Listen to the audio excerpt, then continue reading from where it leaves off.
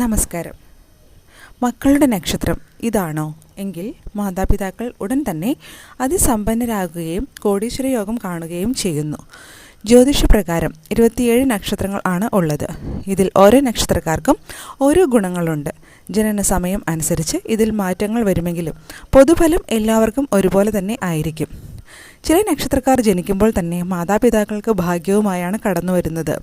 ഇവർ കുടുംബത്തിൽ കോടീശ്വര യോഗം കൊണ്ടുവരുന്നു. ഈ നക്ഷത്രക്കാർ ആരൊക്കെയാണ്, അവരുടെ പ്രത്യേകതകൾ എന്തൊക്കെയാണെന്നും നമുക്ക് നോക്കാം. ആദ്യത്തേത് അശ്വതി. മാതാപിതാക്കൾക്കും വീടിനും ഭാഗ്യവുമായി ജനിക്കുന്നവരാണ് ഈ നക്ഷത്രക്കാർ. കഷ്ടകാലമെല്ലാം മാറി നല്ല കാലം തേടിയെത്തുന്നു. കുടുംബത്തിൽ സമ്പൽ സമൃദ്ധി കൊണ്ടുവരികയും ചെയ്യുന്നു.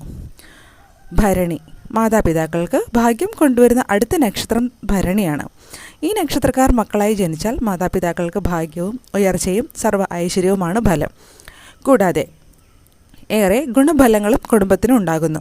മാതാപിതാക്കൾക്ക് ഉയർന്ന ശമ്പളമുള്ള ജോലി ലഭിക്കാനും സാധ്യത കൂടുതലാണ്. മകം. മാതാപിതാക്കൾക്ക് ഭാഗ്യവുമായി ജനിക്കുന്നവരാണ് മകം നക്ഷത്രക്കാർ. ഇവർ ജനിക്കുന്നതോടെ കുടുംബത്തിലെ കഷ്ടപ്പാടുകളും ബുദ്ധിമുട്ടുകളും എല്ലാം മാറുന്നു. ഐശ്വര്യവുമായി ജനിക്കുന്ന നക്ഷത്രക്കാർ ആണിവർ. സാമ്പത്തികമായും അല്ലാതെയും കുടുംബത്തിൽ നല്ല കാര്യങ്ങൾ സംഭവിക്കുന്നതുമാണ്. ഉത്രം. ഈ നക്ഷത്രക്കാർ മക്കളായി പിറക്കുന്നതോടെ കുടുംബത്തിൻ്റെ സാമ്പത്തിക നില മാറിമറിയുന്നു.